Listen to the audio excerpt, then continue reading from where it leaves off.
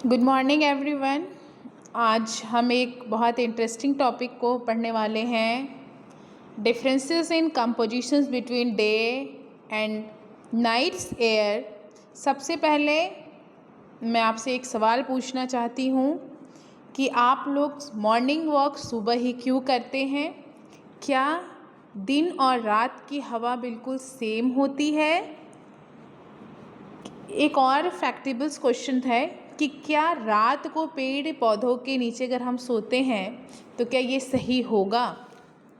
तो इसका सवाल का जवाब आप लोग एंड ऑफ द लेक्चर्स में देना। तो हम लोग अपने टॉपिक को स्टार्ट करते हैं। देखो, आज हम साइंटिफिक और नेचुरोपैथी दोनों पॉइंट्स ऑफ व्यू से समझेंगे कि दिन और रात की हवा में क्या डिफरेंसेस होते हैं, इसका हमारे हेल्थ पे क्या इफ़ेक्ट पड़ता है। तो सबसे पहले एक इम्पॉर्टेंट बात याद रखिए, एयर की बेसिक कंपोजिशंस दिन और रात दोनों में ऑलमोस्ट सेम रहती है। मतलब क्या हुआ? सेम रहने का मतलब क्या है? देखो, अगर दिन में 78% अगर नाइट्रोजन प्रेजेंट है या फिर ऑक्सीजन 21% अगर दिन में प्रेजेंट है, तो एट इन द नाइट्स भी that is the positions and the compositions of the gases is same, nothing's to changes। तो फिर हम क्या समझे इसका कि अगर गैसेस सेम है तो हाउ टू कैसे हमारा गैसेस के कंपोजिशंस दिन और रात में चेंज हो जाएंगे।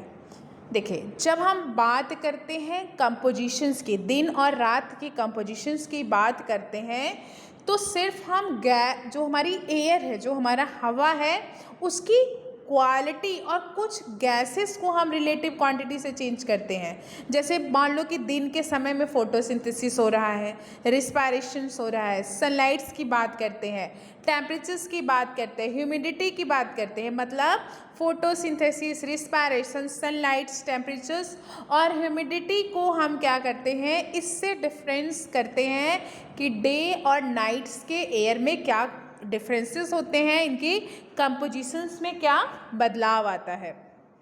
देखो, जो ये चेंजेस हुए हैं, दिन के कंपोजिशंस हो या फिर रात के कंपोजिशन हुए, देखो जो इसमें जो चेंजेस हुए हैं वो बहुत बड़ा चेंज नहीं होता है। ऐसा नहीं है कि बहुत चेंजेस हो गए हैं, मतलब 20 to 30% के चेंजेस हुए, नहीं, थोड़े बहुत माइनर चेंजेस होते हैं, लेकिन थोड़ा भी चेंज है वो हमारे हेल्थ को, हमारे इन्वायरमेंट्स के लिए बहुत इफ़ेक्टिव होना स्टार्ट हो जाता है। और नेचुरोपैथी में मॉर्निंग्स वॉक, जो सुबह हम वॉक करते हैं, मतलब मॉर्निंग्स एयर्स के कांटेक्ट को हम सबसे हेल्दी मानते हैं।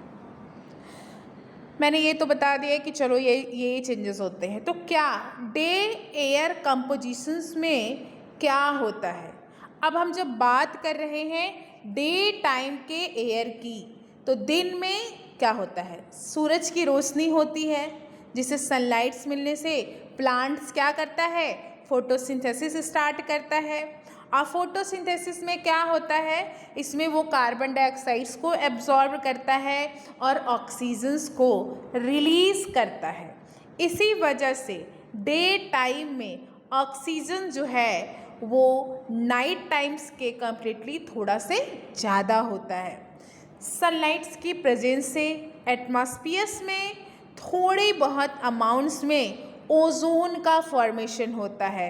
अब ये ओजोन क्या करता है, ये यूवी रेस को एब्जॉर्ब करके इन्वायरमेंट्स को प्रोटेक्ट करने का काम करता है।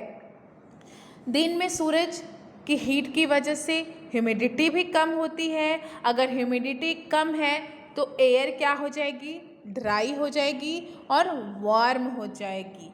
अब अगर मैं तुमसे, आप लोगों से पूछूं कि ह्यूमिडिटी कम होने से हमें कैसा फील होता है, तो ड्राई एंड फ्रेश फील करते हैं।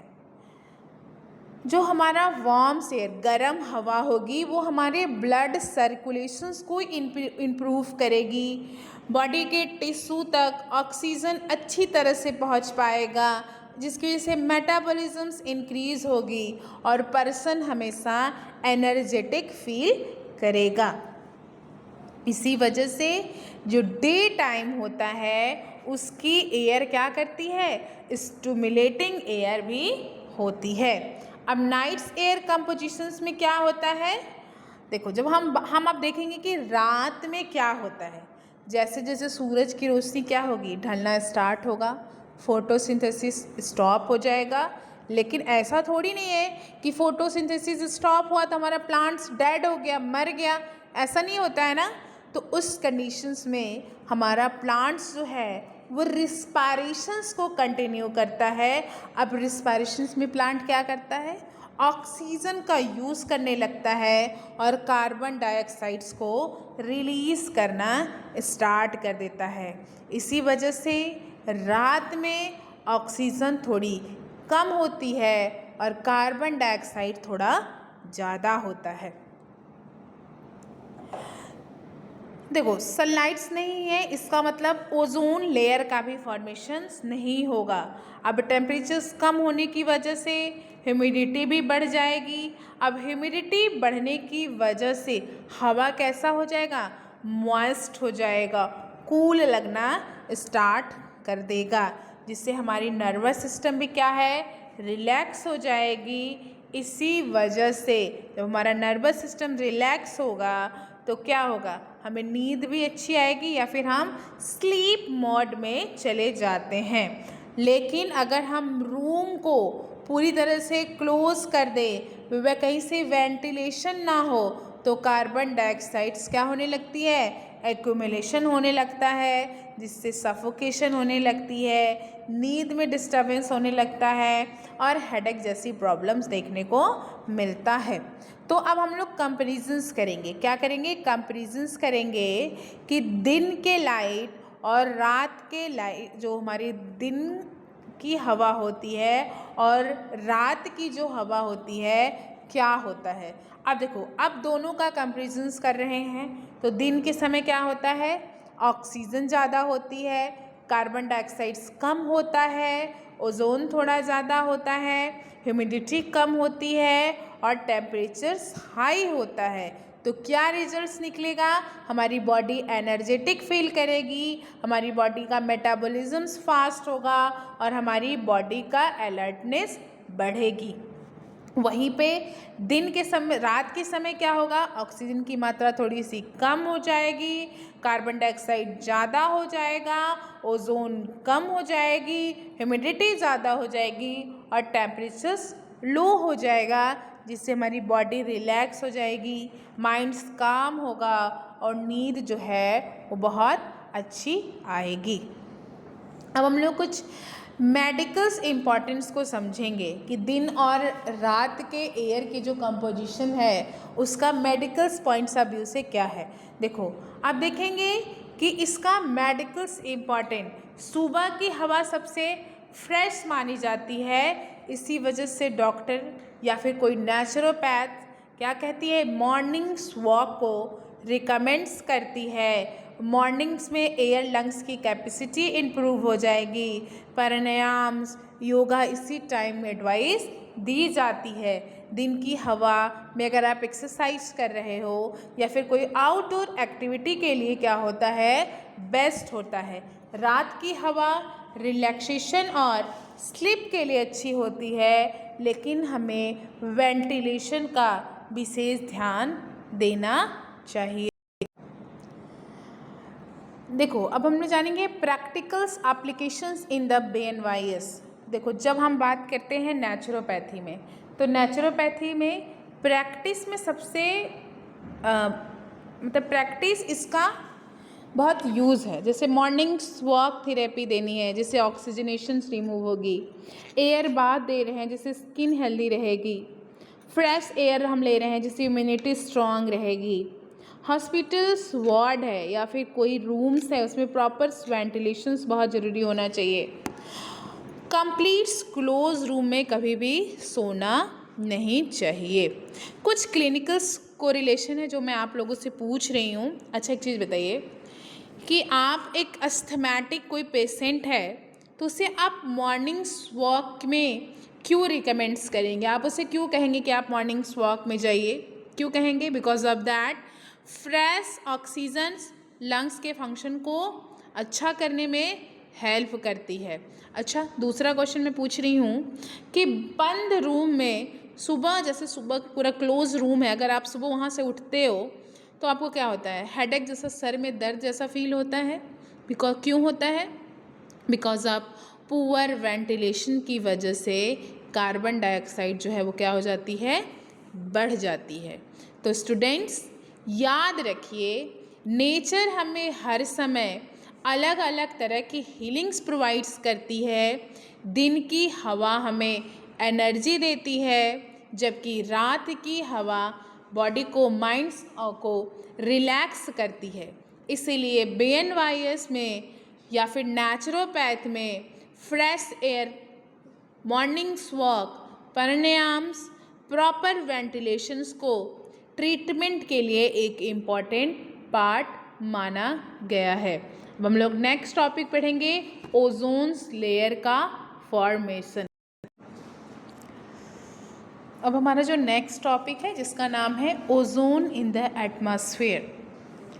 ओजोन इन द एटमॉस्फेयर पढ़ाने से पहले मैं आप लोगों से एक सवाल फिर पूछना चाहती हूँ कि जब बारिश के बाद जैसे हम बाहर निकलते हैं तो हवा हमें बहुत फ्रेश फील होती है, बहुत अच्छी लगना स्टार्ट हो जाती है। क्या कभी आपने सुना है कि ओजोन लेयर हमें सूरज के हार्मफुल रेज से बचाती है? अगर ओजोन लेयर ख़त्म हो जाएगी तो क्या होगा, क्या प्रॉब्लम होगी उसकी वजह से? तो आज हम समझेंगे कि ओजोन क्या है और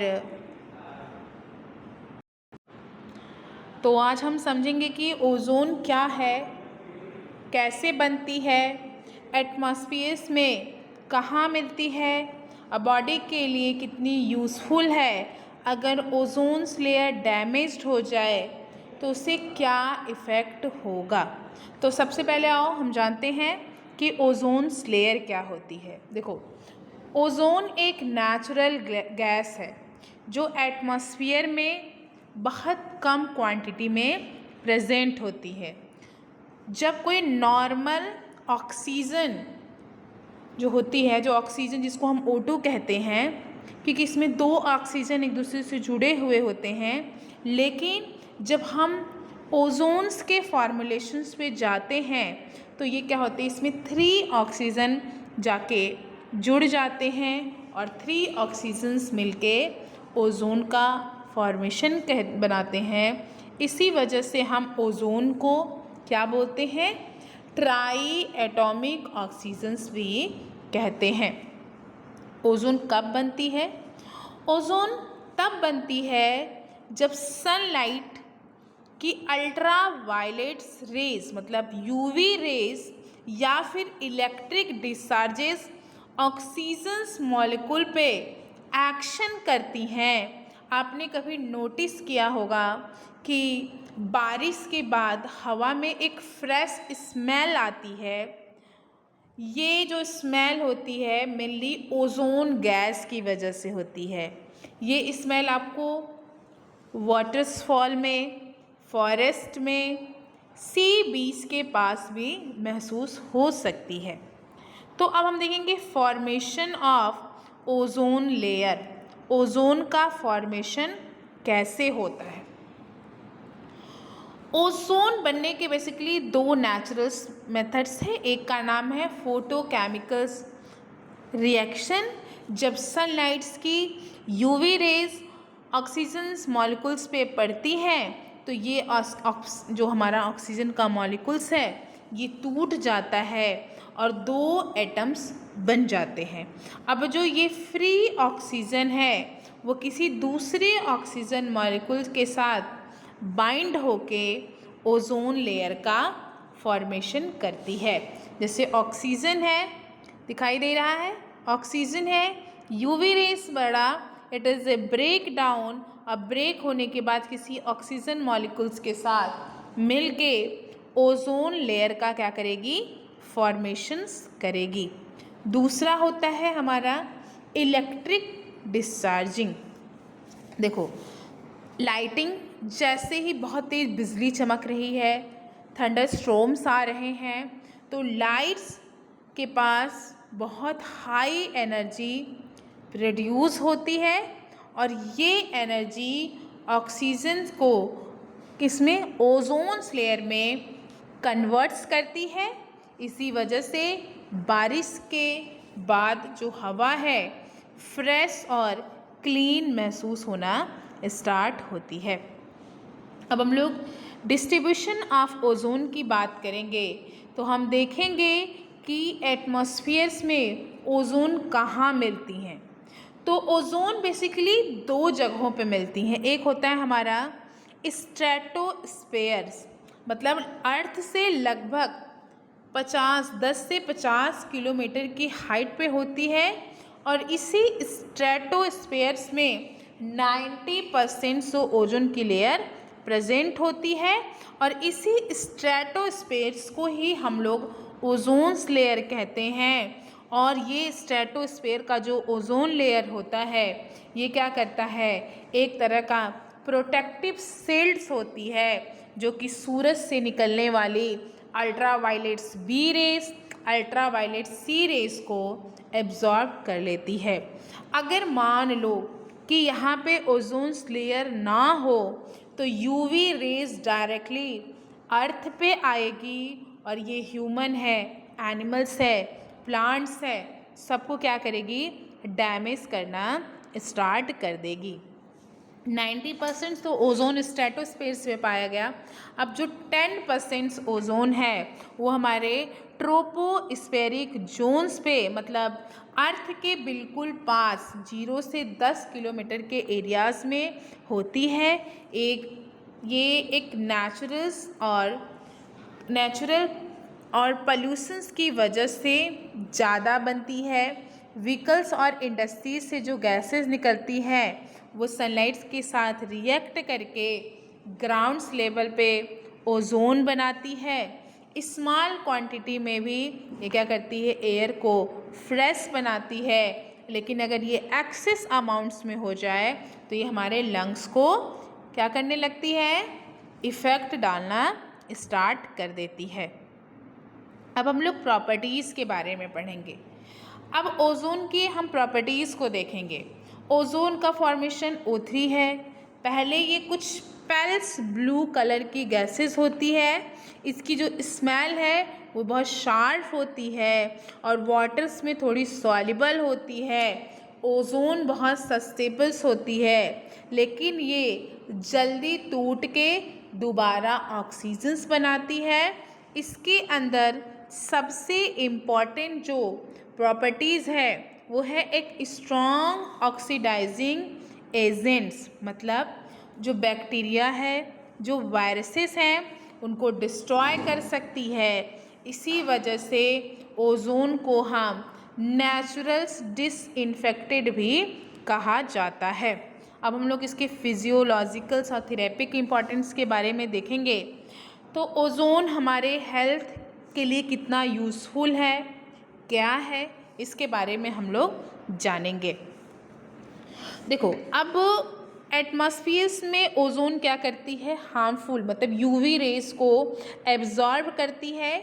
इसी वजह से स्किन कैंसर है, कैटरेक्ट है या फिर सन बर्निंग से हमारी बॉडी को क्या करता है, प्रोटेक्ट करता है। ओजोन इन्वायरमेंट्स को क्लीन रखने में भी हेल्प करती है। एयर थेरेपी या फिर नेचुरोपैथ में ओजोन रिच फ्रेश एयर को बहुत बेनिफिशियस माना गया है। वाटरफॉल है, फॉरेस्ट है, माउंटेन है, सी बीच की हवाओं को नेचुरल ओजोन मिलती है। ये लंग्स को और फ्रेश फील कराता है और रिस्पायरेशंस को इम्प्रूव करता है। ब्लड सर्कुलेशंस और मेटाबॉलिज्म्स को इंक्रीज करती है। नर्वस सिस्टम को रिफ्रेश करती है और मेंटल अलर्टनेस को बढ़ाती है। क्या इफ़ेक्ट पड़ता है ओजोन लेयर का ऑन द ह्यूमन्स बॉडी? अब आए हैं हम इम्पॉर्टेंट पॉइंट्स पे। क्या ओजोन हमेशा हमारी बॉडी के लिए अच्छा होता है? नहीं, ये डिपेंड्स करता है कि ओजोन की कंसंट्रेशंस क्या है। अगर ओजोन स्मॉल अमाउंट्स में है, ठीक है, नेचुरल है और स्मॉल अमाउंट्स में है, तो ये एयर को प्यूरिफाई करेगा, जर्म्स को डिस्ट्रॉय करेगा, रिस्पायरेशंस को इम्प्रूव करेगा, बॉडी को एनर्जेटिक फील करेगा। अगर ये एक्सेसिव हो गया किसी वजह से, तो ये आइज़ इरिटेशन, थ्रोट इरिटेशंस, कफ है, अस्थमा अटैक है, लंग्स डैमेज है और हेडेक जैसी प्रॉब्लम्स देखने को मिल सकती है। इसीलिए natural ozone is beneficial and polluted ozone is a harmful. अब देखो, ओजोन्स लेयर में डिप्लेशंस भी हो रहा है। सबसे इम्पॉर्टेंट टॉपिक, आजकल ओजोन्स की लेयर जो है वो पतली होती जा रही है। रीज़न है हमारी एक्टिविटी, ह्यूमंस एक्टिविटी, इंडस्ट्रीज़ या फिर ओल्ड रेफ्रिजरेटर से जो हमारा क्लोरोफ्लोरोकार्बन, जिसकी वजह से हमारा फ्रिज, जिस गैस की वजह से कोई चीज़ फ्रिज में रखते हैं ठंडा होता है, वो रिलीज़ हो रही है और यही गैसेस जो हैं वो हमारे ओजोन्स मॉलिक्यूल को डिस्ट्रॉय कर रही है, जिसकी वजह से ओजोन्स में होल्स डेवलप हो रहे हैं। और जब ओजोन लेयर थिन होती जा रही है तो हार्मफुल यूवी रेज अर्थ तक पहुंचती जा रही है, जिसकी वजह से skin cancer, cataracts, weak immunity, crops damaging और मेराइन्स लाइफ जो है वो क्या हो रही हैं, इफ़ेक्ट हो रही हैं। कुछ प्रिवेंशन का ध्यान रखना चाहिए। देखो, अब हमें ओजोन लेयर को प्रोटेक्ट करने का टाइम आ गया है। जैसे हमें CFC क्लोरोफ्लोरोकार्बन्स फ्री प्रोडक्ट्स का यूज़ करना चाहिए, पॉल्यूशंस को कम करना चाहिए, बहुत सारा प्लांटेशंस करना चाहिए, हमेशा हमें इको फ्रेंडली टेक्नोलॉजी को एडॉप्ट करना चाहिए, एनर्जी कन्वर्जिंग करना चाहिए और धीरे धीरे हमारा ओजोन लेयर जो है वो क्या हो जाएगा, प्रोटेक्ट होना स्टार्ट हो जाएगा। तो आज की क्लास मैं यहीं पे एंड्स रखती हूँ। Next topic with the next day.